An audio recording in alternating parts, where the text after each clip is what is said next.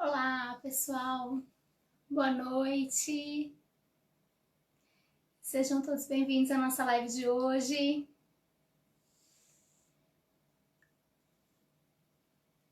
Hoje nós vamos conversar sobre mudanças bruscas no comportamento em crianças, adolescentes, adultos, no TDAH. Então, as mudanças bruscas de comportamento, a agressividade, a impulsividade. Hoje vamos bater um papo sobre isso. O pessoal que está chegando, boa noite. Sejam todos bem-vindos à nossa conversa. Eu vou me apresentar para vocês. Meu nome é Viviane Gomes, sou neuropsicopedagoga e atuo aqui no Japão com atendimento a crianças e adolescentes com dificuldades de aprendizagem, transtornos, distúrbios, déficit de atenção, déficit cognitivo. E venho aqui no Portal Mie quinzenalmente para a gente conversar sobre a neurociência, sobre neuroeducação, sobre neurodesenvolvimento. Então, pessoal que está chegando, boa noite, sejam todos bem-vindos.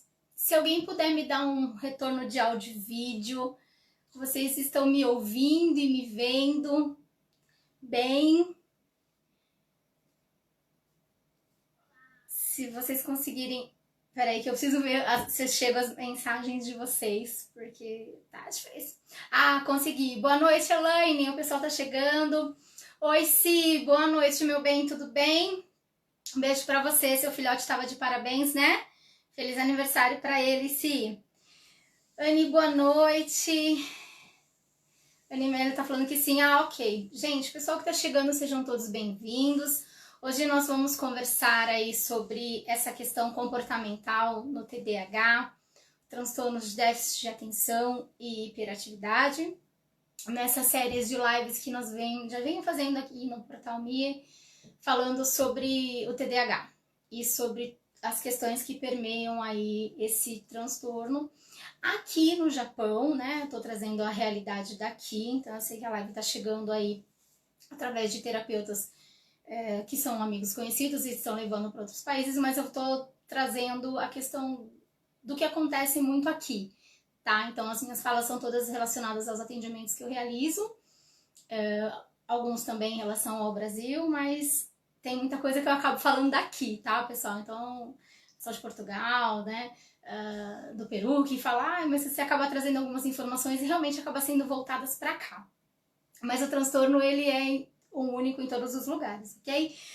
Yoko Yugi, tudo bem? Boa noite, seja bem-vindo. Pode para adultos também? Sim! Essas lives de TDAH, eu tenho falado muito em criança e adolescente, porque acaba sendo meio que o foco do atendimento, tá? Mas, sim, os adultos chegam também com muitas questões que trazem da infância, que não foram resolvidas, né? E que o transtorno meio que ficou mascarado, vamos dizer assim, então ou não se deu muita atenção, ou a pessoa conseguiu lidar com tudo que vem junto com o TDAH pelo período da infância e da adolescência, e aí chegou na fase adulta com muitas questões que não sabe o porquê. E aí o diagnóstico tardio, né, de TDAH tem sido feito, principalmente aqui no Japão. Alice Ti, boa noite, meu bem, tudo bem? Seja bem-vinda à nossa conversa de terça, as nossas conversas aqui no Portal Mie. Pessoal que acompanha a página da NeuroKids, estão aí, um beijo forte para todos vocês. A galera que tá chegando, pessoal, para curtir, compartilhar a página do Portal Mie, a página da NeuroKids, vai lá que vocês vão ter bastante informação bacana. Então, para quem ainda não conhece, para quem ou quer conhecer, ou é curioso, ou quer saber o que funciona, como é que funciona essas questões aí do nosso desenvolvimento, do nosso neurodesenvolvimento, é só acompanhar aqui as lives e lá na página NeuroKids BR que vocês vão encontrar, o Instagram também tá lá, enfim, vocês vão saber um pouco mais. E hoje vamos falar sobre as mudanças bruscas de comportamento, a agressividade e impulsividade no TDAH. Falei um pouco sobre a diferença de quem tem só o transtorno de déficit de atenção, quem tem o déficit de atenção e hiperatividade, ou quem tem mais a questão da hiperatividade, ou quem tem os dois, enfim. O TDA, ele tem algumas especificidades, então tem algumas coisas que são muito características, né? Faz parte, a gente fala da sintomatologia do TDAH, então assim, são sintomas que vão aparecer independente da idade, tá? Independente da questão social, se a questão familiar, se muito irmão, se é filho único.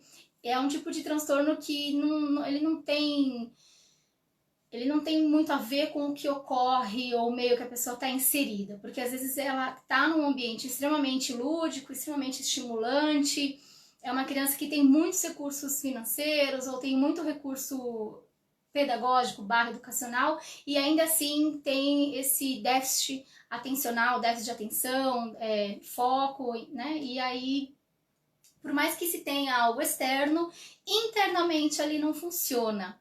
Tá? Então, quando a gente tem um transtorno, um distúrbio, é algo que é diferente de uma dificuldade de aprendizagem, tá? Porque é realmente algo interno, então leva um pouco mais de tempo para a gente conseguir trabalhar.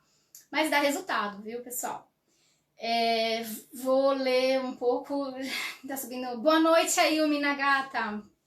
Seja bem-vinda, pessoal do TDAH no Japão, um grupo também bacana. Tem bastante informação bacana. Depois você coloca aí, a Yumi, não esquece da gente pôr aí o link da página. Tem bastante informação bacana também. Meu filho, a Anne tá falando, meu filho é autista, estou tendo muitos problemas com ele no aprendizado. O médico dele recomendou uma escola especial, mas tenho medo porque ele não gosta de mudanças. A gente fiz, Anne, uma série de lives o primeiro semestre inteiro, de janeiro até junho, eu acredito que tenha sido, junho, julho, foi falado sobre TEA, então tem aí praticamente um semestre de lives salvas no Portal Me falando sobre autismo. É um dos transtornos também que a gente aqui no Japão tem um índice muito alto, né? São muitas pessoas diagnosticadas com autismo dentro do espectro, e é um tema recorrente, então provavelmente assim que esse do TDAH a gente não dá uma finalizada porque nunca a gente consegue parar, né? Mas quando a gente conseguir completar esse ciclo dessa série sobre o TDAH, provavelmente a gente vai estar voltando com algumas questões do autismo também, mas se você procurar dentro da própria Portal Me, você acha os vídeos, tá? De janeiro a julho desse ano, se eu não me engano. Elaine Massarotti, fui para aí em 2017, né, para cá, Japão. Minha filha na época tinha 8 anos, não se adaptou ao país, virou uma criança infeliz e até falou em suicídio. Voltei para o Brasil, pois o mais importante é ver minha filha feliz no meu país. Sim, nem tudo é transtorno, nem tudo é dificuldade de aprendizado, nem tudo é questão da criança, né, ou do adolescente. Às vezes o país escolhido, às vezes a escola escolhida, às vezes a família, assim, né? Tipo, a mãe que é separada e aí realmente namora com a pessoa, e aí ela tá naquele meio familiar que não foi ela que escolheu. Então isso tudo meio que contribui também para as dificuldades que eles apresentam. Então nem sempre o que os pais consideram como melhor ou como o que vai ser bom né? E aí eles sentem. As crianças sentem e os adolescentes tendem a ir para a questão da rebeldia, enfim. E essa fala do suicídio, essa fala de não pertencimento, é por uma questão de não pertencimento, né? Eles vêm para cá e aí, por uma escolha de pai e mãe, seja financeira, seja por uma questão de uma educação melhor, uma segurança melhor, que às vezes muitos pais acreditam que sejam melhor estar aqui. E aí quando chega para cá, vê que a realidade não é bem essa. Alguns retornam, outros vão para outros países, outros têm dúvida em relação ao diagnóstico, acham que tem alguma coisa que não bate, que não é, e aí volta para o país de origem ou busca um outro país para saber. Realmente isso também acontece, tá? Eu acho que, Elaine, você tem que buscar aquilo que é melhor, né, para sua filha, e se hoje ela tá feliz e ela tá se desenvolvendo dentro do esperado e bem, certamente você fez a escolha certa.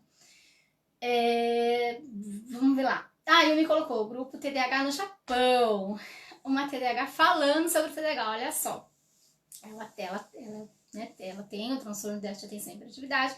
E aí é uma página aí que tem bastante troca de informação bacana. Eu tenho acompanhado muito, o trabalho deles é muito legal. A gente vem com a teoria, as meninas acabam vindo aí com o dia a dia, né? Com o que realmente acontece. É muito bacana essa troca. Então, o pessoal que está chegando, sejam todos bem-vindos.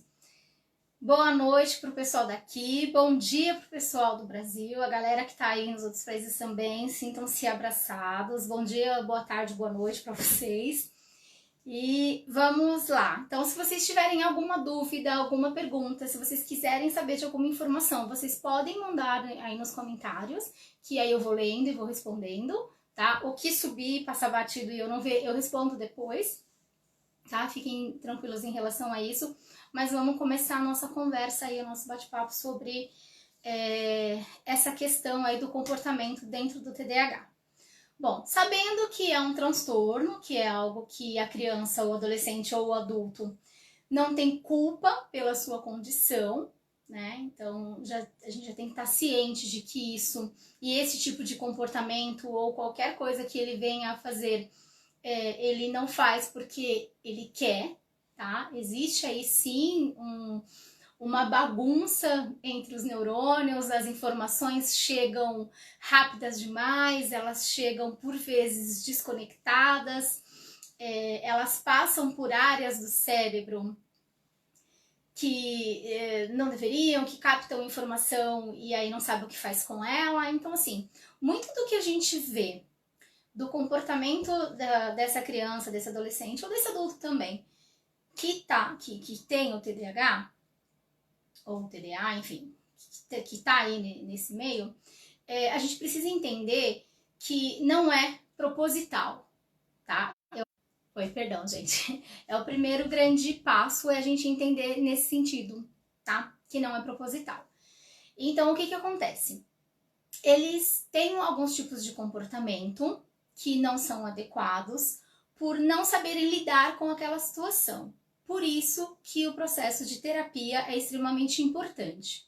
Depende dos casos, medicamento, né? Então, a medicação ela precisa ser feita para diminuir o nível de ansiedade, às vezes está no processo de depressão também, e aí ele caminha junto com o TDAH, e aí precisa realmente de uma introdução de medicamento para que o terapeuta consiga trabalhar as outras questões que a gente precisa trabalhar, e a equipe multidisciplinar, né? Então, psicólogo, psicopedagogo, neuropsicopedagogo, os profissionais fisioterapia, dependendo da questão, se for uma questão motora, estiver muito comprometida, então a gente realmente precisa de uma equipe multidisciplinar trabalhando aí com essa pessoa, tá? Na primeira infância é um pouco mais fácil da gente conseguir trabalhar a modelação do comportamento, conseguir mostrar para eles como que as coisas funcionam, vamos falar assim, né? Como as coisas funcionam, ou como se espera que o comportamento dele ocorra, tá? Isso, claro que assim, falando muito simples, mas é muito difícil para eles entenderem, porque para eles aquilo é o certo, né? Então, aquele comportamento que eles têm não é algo que incomode, não é algo que seja tão diferente do que as pessoas esperam. E aí a gente tem aí essas crianças, esses adolescentes, que uma hora tá bem e de repente muda o comportamento por coisas bobas, né? Por questões assim, uma mudança de rota, uma mudança na rotina, ou um falar que ia fazer uma coisa e a família acabou não fazendo, e aí essas pequenas coisas atrapalham tanto essa pessoa que ela se desregula. Então, assim, ela fica muito brava, ela começa a ficar muito ansiosa, ou ela começa a ter alguns ataques, né? Fica muito agressiva. E aí, todo esse processo de sentimento aí que fica desregulado acaba se tornando em duas vias, né? Ou ele tem um momento de explosão, e aí é onde o adolescente grita, briga, o adulto sai batendo porta, fica realmente muito bravo, e aí tem, ou então é aquele que se resguarda, né? Ele se isola, engole aquele monte de informação, não explode, mas internamente traz toda essa inquietude, o que também não é bom, não é bacana, porque existe uma explosão interna de qualquer forma, então esse processo acontece e também não é bacana, tá? Mas como tudo que é externo nos chama muito mais atenção do que aquilo que a gente guarda para si, esse tipo de comportamento, né, que a gente chama de comportamento inadequado, né, de repente sair batendo porta de loja, batendo porta de carro, fazendo coisas que chamem a atenção dos outros, vamos dizer assim, isso acaba fazendo com que a família, os pais ou dentro da escola, esse comportamento seja criticado, né? Então as pessoas geralmente não gostam de pessoas que têm esse tipo de comportamento. Só que dentro do TDAH é muito difícil eles terem esse controle, né? Eles não conseguem entender que esses rompantes, essas mudanças bruscas de comportamento, por questões mínimas, né? As meninas sabem, às vezes é uma questão pequena que incomoda, e aí faz com que aquela, sei lá, de repente tá assistindo filme, ou tá jantando, ou tá em família, ou tá numa reunião de negócios, tá no trabalho, tá numa fábrica e fazendo o seu trabalho, e de repente um comentário que chega, ou uma coisa que a pessoa presta atenção e vê que aquilo não foi bacana, aquilo já começa a incomodar. E aí esse incômodo ele começa a dominar a mente da pessoa, tá? Então é como se ela não conseguisse mais ter foco e atenção em nada do que ela estava fazendo, mesmo sabendo que de repente o trabalho que ela está executando é super importante, que ela tem que ter uma atenção muito grande naquilo que ela está fazendo, que ela precisa prestar muita mais atenção, porque às vezes é algo que ela pode vir a se machucar. Então, assim, são ideias que entram na cabeça da pessoa e fixa num grau que ela não consegue parar de pensar naquilo, né? E aí, o que acontece? Esse hiperfoco, né, que eles têm, as crianças dentro do transtorno do espectro autismo, autista também tem esse hiperfoco, ele também existe, tá? Que é eles focarem em determinada questão, ou algo, ou objeto, ou pensamento, né? E aí eles permanecem naquilo por um tempo enorme, até às vezes chegar à exaustão. E isso também acontece dentro do TDAH. E aí, às vezes, a pessoa, um pensamento que vem, ela fica com aquilo o dia inteiro, enquanto ela não resolve, de repente, sei lá, pesquisar algo na internet ou saber de alguma informação que alguém falou e que ela discordou e que ela quer meio que provar que aquilo que ela disse é verdade ou não, ou que a criança estava vindo para terapia e aí passou em tal lugar e viu tal coisa e pronto, meteu aquilo na cabeça de que quer. E aí vem o caminho inteiro até chegar no centro terapêutico, vem falando, aí quando você começa a terapia, a primeira coisa que a criança fala é sobre a questão que ela colocou lá, o hiperfoco dela. E aí a gente passa, às vezes, a sessão inteira voltada naquele mesmo tema, né? E aí, às vezes, a mãe fala, mas é birra, né? Ela tem birra, porque se eu não compro, se eu não faço, se eu não passo pelo local, se eu não faço tal coisa, ela joga no chão, joga as coisas no chão, fica brava, esperneia e tal. E aí a gente acha que ela tá fazendo birra, e na verdade não é, né? Como ela colocou o foco naquela questão, aquilo dominou o cérebro dela e ela só pensa naquilo. Então, nenhum outro tipo de informação que vá chegar para ela vai fazer sentido, tá? Então a gente precisa, quanto antes, quanto mais cedo esse indivíduo, essa pessoa estiver dentro de um processo de terapia, melhor é, tá? Mais bem conduzido ele vai ser. Então ele vai chegar, ele vai conseguir passar pelas questões escolares de uma maneira mais tranquila, ele vai chegar na adolescência de uma maneira também mais fácil, porque vai saber lidar com essas questões emocionais, com essa impulsividade, com a própria hiperatividade do TDAH, com essa falta de atenção, ou a falta de foco, ou o foco em excesso. Então, tudo isso eles conseguem aprender, né? São habilidades que eles conseguem desenvolver e aí aprimorar algumas em detrimento de outras, então de repente não consegue desenvolver determinadas habilidades que são necessárias para ter uma vida boa e tranquila, mas ele consegue substituir, vamos dizer assim, uma coisa pela outra. Então, desde cedo, quanto mais cedo melhor, né? É um tipo de diagnóstico que aqui a gente tem um número até que considerável de crianças e adolescentes diagnosticados com TDAH. Não ganha para o autismo, a gente tem um número enorme de crianças sendo diagnosticadas com TEA, mas ainda assim o TDAH a gente vê aí, mesmo que seja em processo de, né, não tem laudo fechado e ainda está em processo de diagnóstico, mas aí a gente tem um grande número de pessoas que estão aí sendo diagnosticadas com TDAH.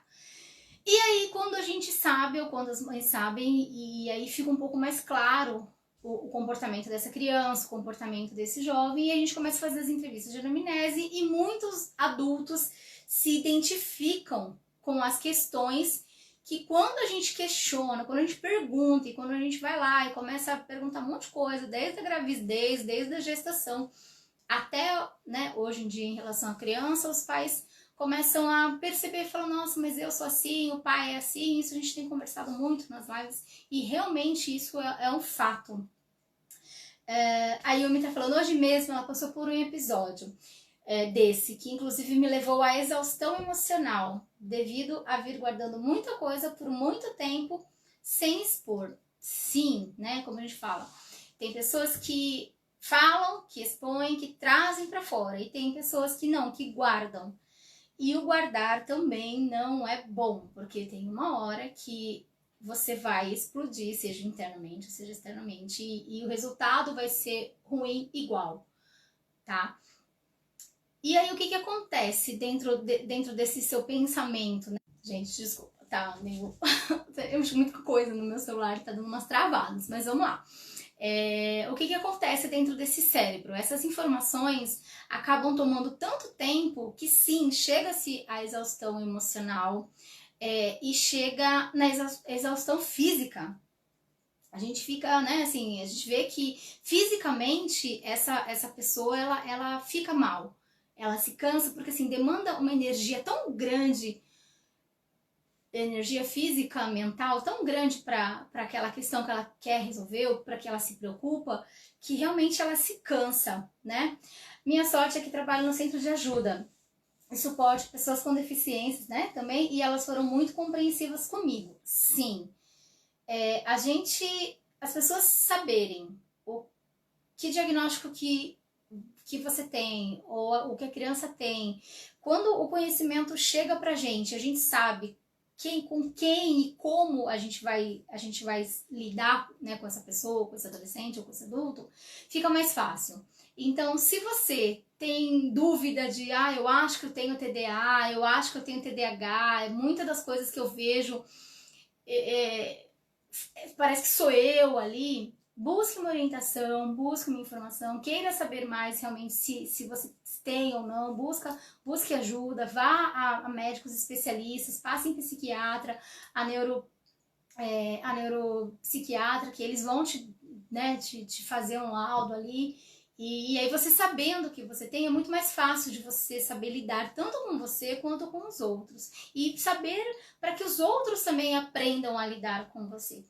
Toda vez que a gente recebe uma criança e um adolescente com qualquer tipo de transtorno, distúrbio, déficit, síndrome, seja do que for, até dificuldade de aprendizado mesmo que seja, ainda mais com essas indas e vindas de Brasil, Japão, aí sai do Japão, vai pro Brasil e dá aquele bololô todo, isso tudo sempre mexe, sempre mexe com a cabeça da gente adulto, deles criança e dos adolescentes é pior, né?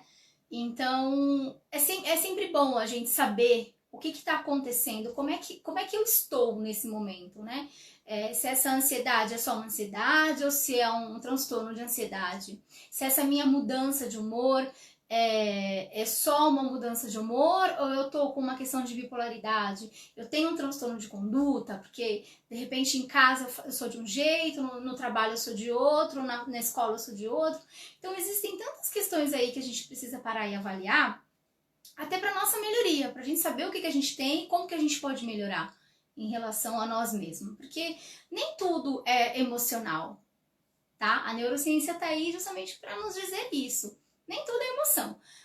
Inclusive, a emoção é uma área da neurociência, né? Então, a gente tem aí dentro do nosso cérebro o sistema límbico, onde ficam todas as nossas emoções, onde tudo que envolve os nossos sentimentos, eles acontecem aí nesse canto, nesse espaço aí, nesse local do cérebro. Então, assim, até as nossas emoções são questões cerebrais. Então, tudo tem um porquê, né? Os nossos comportamentos, as nossas atitudes, quando a gente se regula, quando a gente se desregula.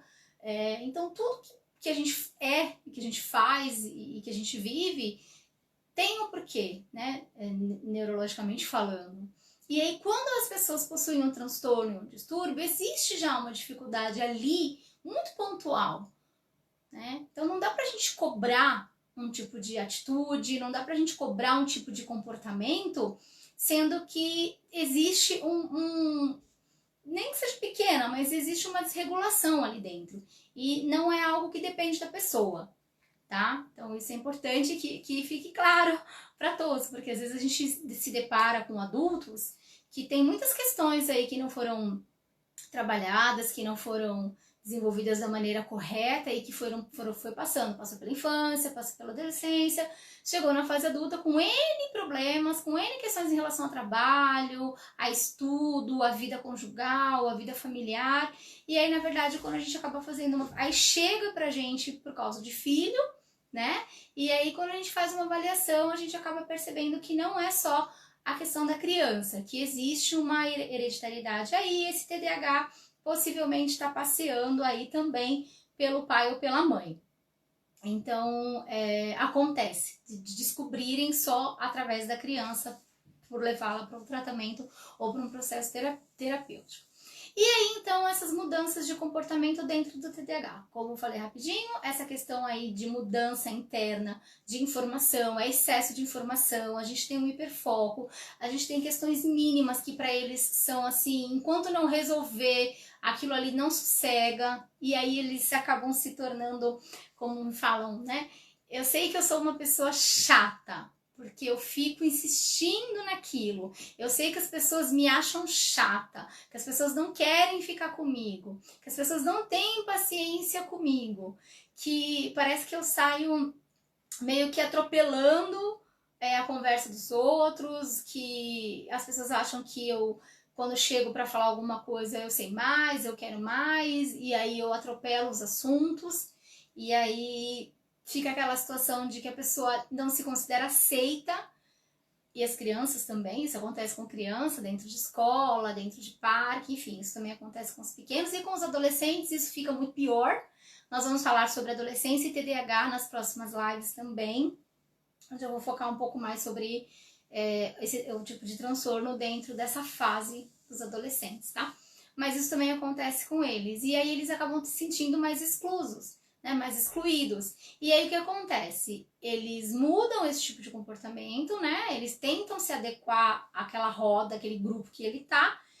E aí, às vezes, as pessoas não entendem onde eles passam para agressividade. E esse tipo de agressividade pode ser tanto com os outros quanto com si mesmo, né? Dentro desse grupo, a gente tem as pessoas que explodem, né? E as que eclodem, vamos dizer, né? Então é difícil porque as coisas ele guarda tanto que aí depois acaba saindo. E aí quando sai, não sai de uma forma bacana, sai numa agressividade, seja numa autolesão, então, ou eles mesmos se machucam, ou eles machucam o outro, né? Ou então agride parede, bate em porta de armário, soca a geladeira, enfim, bate no chão, enfim, são vários casos aí que chega e eu acabo ficando sabendo desses momentos, nessas crises de agressividade e impulsividade, né? Então, só que quando chega nesse ponto é porque muitas questões não foram trabalhadas.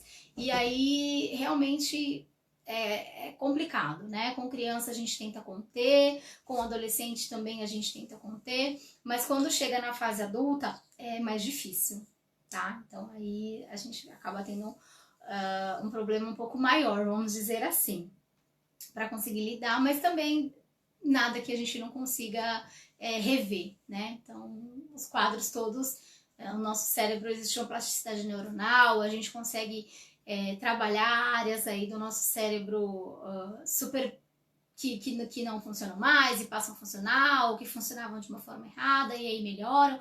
Então, tudo tem solução, vamos dizer assim, né? Tudo tem. A gente consegue dar um jeito aí, faz treinos, a gente faz atividade para que essa atenção melhore, para que essa memória melhore, para que ele consiga ter mais foco no que realmente precisa. Então, né, tem muita gente que tá dirigindo, tá no telefone, tá conversando, tá mandando mail, tá fazendo tudo, tá olhando a rua, tá fazendo tudo ao mesmo tempo. Que também é um sintoma, né, do transtorno de déficit de atenção. Justamente a pessoa fala assim, mas eu tenho atenção. O problema é que eu tenho atenção em tudo. Parece as antenas, né? Que fica com a antena ligada para tudo. Então tá aqui, tá trabalhando, tá vendo o que tá acontecendo na linha da frente, tá ouvindo o que o chefe tá falando na linha de trás, tá vendo o que tá rolando lá onde bate o cartão de ponto. Então, assim, fala que tem uma atenção, só que ela é uma atenção que é extremamente compartilhada. Ela fica um pouco em cada canto, e aí às vezes se mete em assuntos que não lhe diz respeito ou que as pessoas não estão falando com ele, né? E aí as pessoas falam assim, ele é muito intrometido, tudo ele se mete, a conversa não é com ele, ele tá aqui falando. E aí a pessoa acaba julgando também, de uma certa forma, errado por esse tipo de comportamento que a pessoa tem. E na verdade, às vezes nem é intencional, né? Como ela tá como ela tem o transtorno de déficit de atenção, e às vezes é a hiperatividade que faz com que esse movimento mental seja enorme e o tempo todo e em relação a tudo, né? Então não é só uma questão de comportamento, é uma questão de pensamento acelerado, é uma questão física e por aí vai.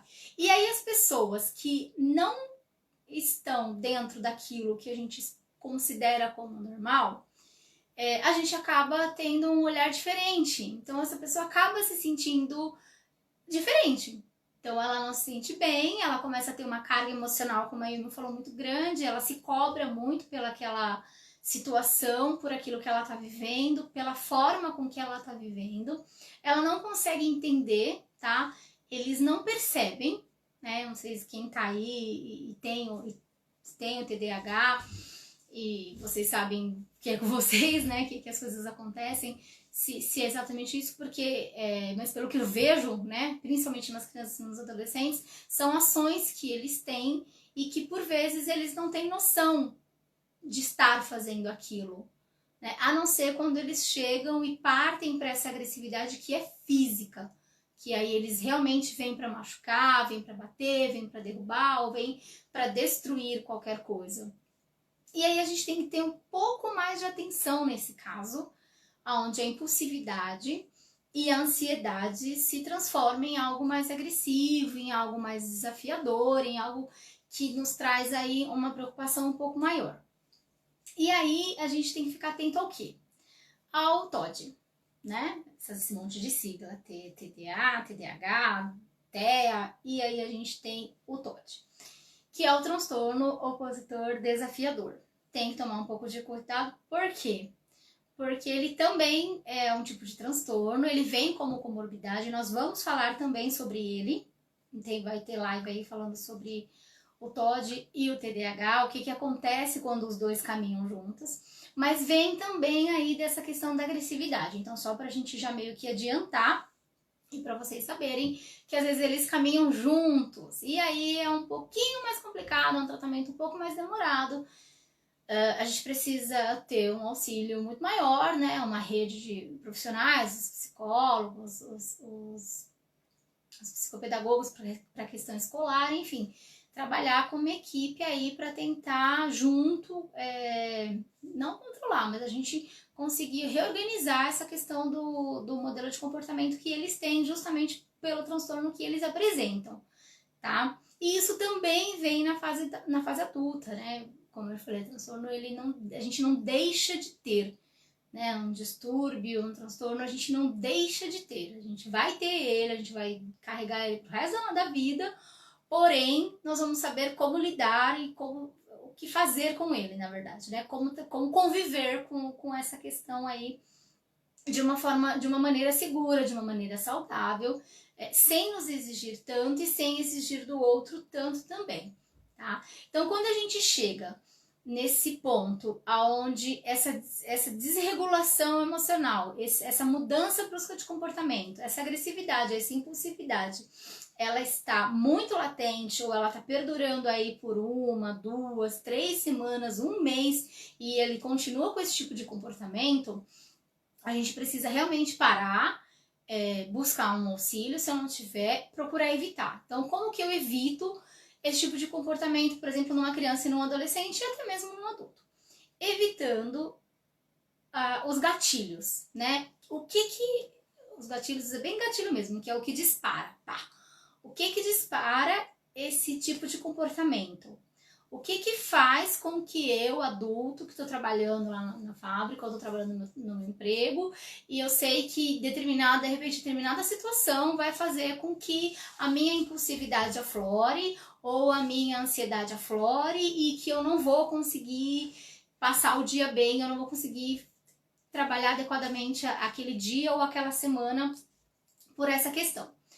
Quando isso ocorre, quando eu consigo identificar qual é o meu gatilho, o que é ali que vai dar o start para esse meu comportamento aparecer, quando eu sei disso, eu consigo antever, eu consigo falar, poxa, eu sei que desse jeito, dessa forma, vai acontecer tal e tal situação. Então eu corto. Tá? Ou eu saio literalmente do ambiente, do espaço, claro que se isso for possível. Então eu saio daquele lugar onde eu sei que isso vai acontecer, ou que eu tô vendo que vai caminhar por esse lado, ou eu procuro evitá-lo de todas as maneiras. Seja numa discussão verbal, né? Porque geralmente vem da discussão verbal, ela passa para a discussão física. Então, se eu sei que eu preciso controlar essa questão da agressividade, da impulsividade, eu preciso primordialmente evitar o que ocorre, né? O que vai fazer, qual é o gatilho que vai me dar para que eu tenha esse tipo de comportamento. Então, evite. Tá? Evite situações, pessoas, circunstâncias, momentos que façam com que esse seu tipo de comportamento aconteça. Essa é a primeira dica. Aí o Mita falou, né? Acho que é um misto de pensamentos e sentimentos muito intensos. Também é um barabarade de informação. E ele realmente faz essa confusão e ela vem. Muitas vezes aparecem sem nem mesmo saber o porquê. Sim, de novo, a ideia do foco, da gente fica pensando aí em algo que nem tem tanto sentido, uma informação, ou alguma coisa que alguém falou, ou um comportamento que nós tivemos, que não foi nada além... Sim, não foi nada que, nossa, as pessoas comentam. Mas para a pessoa que está dentro do TDAH, aquilo faz muito sentido. E aí aquilo fica martelando na cabeça até a pessoa conseguir se livrar, vamos dizer, do pensamento. E aí esse se livrar de pensamento é um problema muito sério. Tá? Porque a gente não se livra do que... Os pensamentos a gente até consegue se desviar. Mas essas questões, como elas são todas... É um distúrbio neuronal, é uma condição neuropsicológica, neurológica, é muito difícil a gente se livrar dela, a gente não vai conseguir, né? Mas a gente consegue remanejar a nossa forma de pensar e a atenção que a gente dá pra ela, tá? A Yumi tá falando, né, que muitas vezes aparecem sem mesmo saber o porquê, e é exatamente como você disse. Então, é exatamente isso meio que acontece porque é um sintoma, todas as pessoas que estão dentro do TDA e do TDAH, as crianças também, apesar de muitas não relatarem, não falarem exatamente o que acontece, ou como elas estão se sentindo, o que está acontecendo, a gente consegue perceber nas terapias. Então, seja por uma brincadeira, seja por uma conversa, seja por uma leitura de livro, enfim, dentro do processo de terapia, a gente consegue perceber essas inquietudes também já, desde pequenininho, né? Então, desde dos pequenos aí que já começam aí com 6, 7 anos, chegam com o diagnóstico do TDAH, geralmente chegam por causa de comportamento e por causa de desatenção, né? Falar é muito desatento ou faz muita bagunça na escola, é muito impossível, é muito hiperativo, ou o sensei japonês fala que tem que sair toda hora da sala e aí vai para a sala especial. E aí quando chega na sala especial, a coisa, o caldo entorna, né? Aí a gente tem tantas outras questões que às vezes não é uma dificuldade da criança, é uma dificuldade da língua, é uma dificuldade de quem ensina e não de quem recebe, e aí vai, né? Uma série de questões. Mas isso não tira. Quem tem o TDAH, ele vai ter o TDAH sempre, ele vai ter. E assim, quem é diagnosticado com, e é um diagnóstico preciso, é um diagnóstico certo, ele vai ter aqui, ele vai ter no Brasil, ele vai ter na França, ele vai ter nos Estados Unidos, ele vai ter no México, não importa o país. Ele vai continuar com o laudo, né? Se o diagnóstico for correto, ele vai continuar com esse transtorno, ele só precisa saber lidar com ele. E as pessoas que estão à sua volta também, tá? E aí, então, o que a gente pode fazer, pra gente terminar rapidinho, o que a gente pode fazer para evitar essas mudanças de comportamento, para evitar essa questão da agressividade e esse impulso que vem aí na hora errada para fazer coisas erradas, né? Que a gente tem essa questão também. Rotina, então a gente pode fazer o uso de rotina, então colocar lá para criança, para o adolescente e para o adulto também, tá? É chato, dá trabalho, eu sei que muitos não gostam, reclamam que só de ter que fazer uma rotina e de ter que passar isso. O que você fez, né? Pelos acompanhamentos em terapia, eu sempre pergunto, o que você fez essa semana? Como é que foi? E a sua segunda? E a sua terça? E aí vou perguntando todos os dias da semana, que é justamente para que ele lembre, então ele vai trabalhar a memória, ele vai ter que ter a atenção, ele vai ter que resgatar ali as informações, então a gente já vai fazendo um trabalho aí de reforço, de ginástica cerebral aí durante o que ele fez a semana. Então rotina é algo que ajuda a gente manter um comportamento adequado, tá? Principalmente para eles. Eles não sabem muito lidar com essas quebras de rotina, com essas quebras de informação. Você faz uma coisa, de repente você faz outra, ou você não faz. Para eles é muito difícil, né? Essa inflexibilidade eles quase não têm. E aí não é porque eles são chatos e são ruins, tá? Não é, porque realmente o cérebro não funciona da uma maneira igual a nossa ou da maneira que a gente acha que tem que ser, tá? Então, rotina, agenda, principalmente para os adultos, para as crianças também, para adolescentes, para todo mundo, mas agenda. Então, pega lá, hoje é tal dia, o que eu vou fazer hoje? De manhã, de tarde, se eu tiver que fazer alguma coisa de noite, se eu trabalho de noite, a hora que eu entro, a hora que eu saio, o que eu tenho que fazer no meu bentô, o que eu vou fazer no meu o que eu vou fazer no meu o que? Sim, o que você fez no seu o que? Muitos não lembram. Falar, nem sei, eu tenho 2, 3 pela noite, eu não lembro. Falei, então agora vai começar a lembrar. Se você não lembra, você vai anotar. Registro, a gente precisa registrar as coisas. Principalmente a galera do TDAH, tá? Quem é muito hiperativo, o dia passa e não vê o que fez no dia. Fala, nossa, o dia passou e eu não fiz nada. E aí, quando a gente começa a registrar, a gente vê que fez sim, e fez muita coisa, tá? E é justamente por ter feito muita coisa que não se lembra do que fez no dia, ou que tem essa sensação de que o dia não rendeu. Ah, o meu dia eu não fiz nada, foi um dia perdido, e na verdade não foi, tá? A Ana tá falando, eu faço do meu celular o meu maior aliado. Despertadores e agendas estão lotados sempre. Perfeito. Hoje todo mundo usa o Keitai para tudo. Então, se já usa para tudo, né? Vamos usá-lo corretamente? A gente tem uma ferramenta que está na nossa mão. Praticamente, hoje é uma extensão do nosso corpo, né? O celular virou aí a terceira mão, porque ele está sempre com a gente. Então, se eu sei que eu sou desatento, se eu sei que eu não lembro das coisas, que eu tenho uma questão da memória muito, muito fraca e que eu preciso me reorganizar, bora utilizar o Keitai. Existe um monte de app, né, um monte de informação, de aplicativos que para tudo, para treino de memória, treino de cognição, treino de atenção, para agenda, para despertador, enfim. Baixa esses aplicativos e aí começa ali jogar, alimenta ele com suas informações e vai seguindo. Porque a gente precisa de uma informação externa para que nos regule, tá? Porque o que acontece? Isso acontece dentro da terapia. Então, quando a gente está com a criança, ou quando a gente está com o adolescente, ou tem um adulto, um idoso, enfim, e está dentro da terapia, o papel do terapeuta é justamente esse. É trazer ele para si, vamos dizer, para a realidade, ou para o que ele precisa fazer. Só que nem todos buscam e nem todos têm. Então, a gente precisa de outras coisas que nos ajude a melhorar. Então, a rotina, a agenda, o uso do Keitai é excelente e dá muito resultado, porque a Yumi utiliza, você viu, ela falou que ela utiliza no dia a dia dela e tem surtido efeito, tá?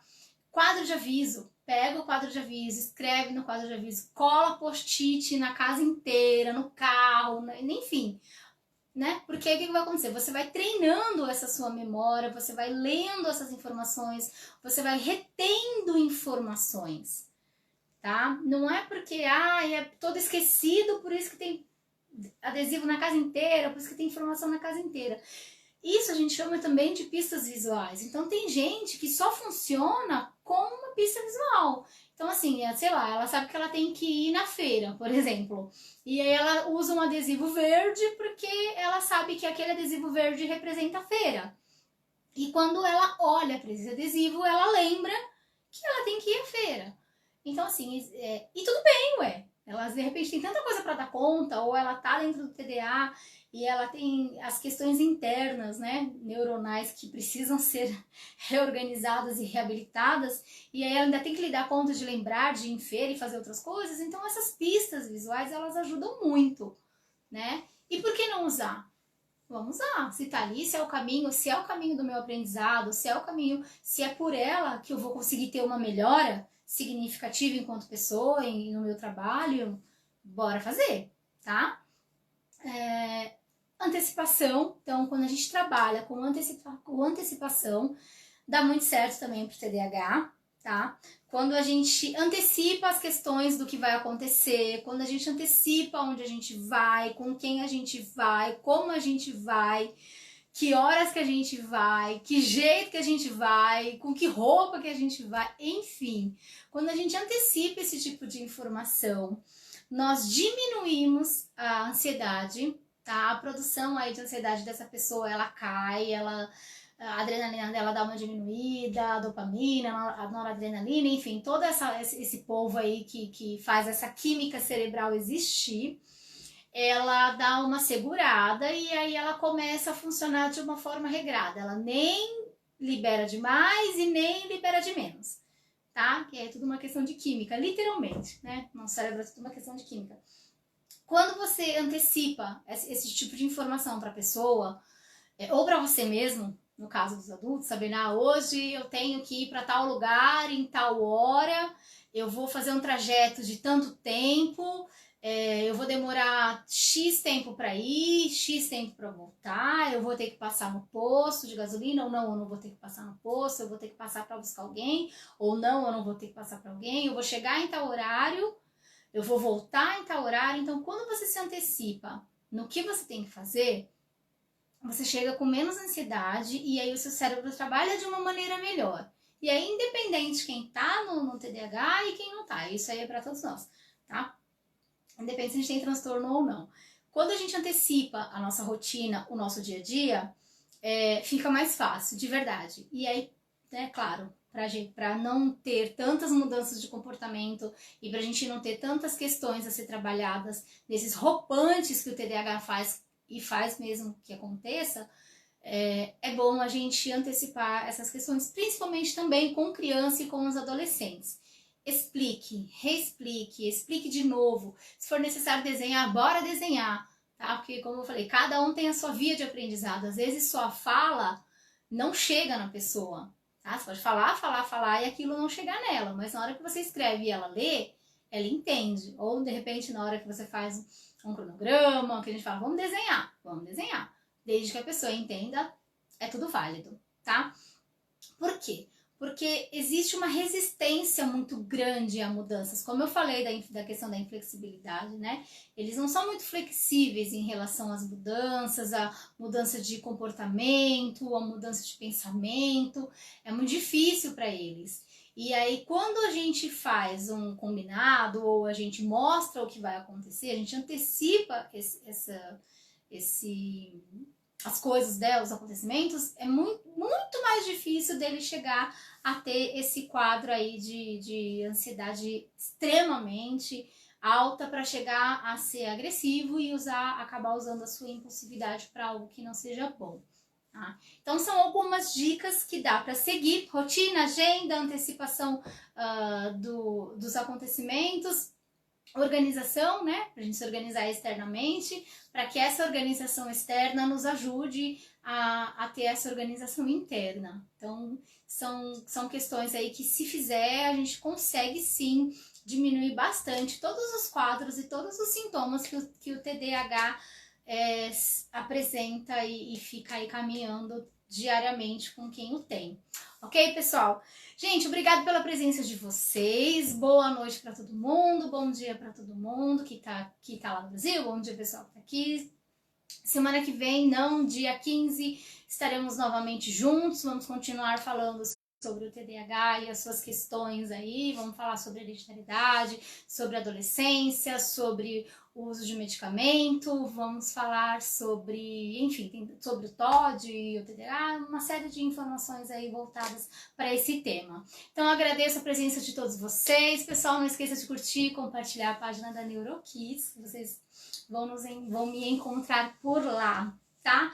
Se vocês tiverem alguma pergunta, podem mandar no inbox, que eu também respondo. Boa noite para todo mundo. Thiago Rira, de nada. Espero que você tenha gostado da live e acompanhe as lives aqui quinzenalmente. A gente vai estar aqui conversando, batendo papo por hora sobre esse assunto. Pessoal, um beijo grande para todo mundo. Boa semana e espero vocês na próxima quinzena. Um abraço, até!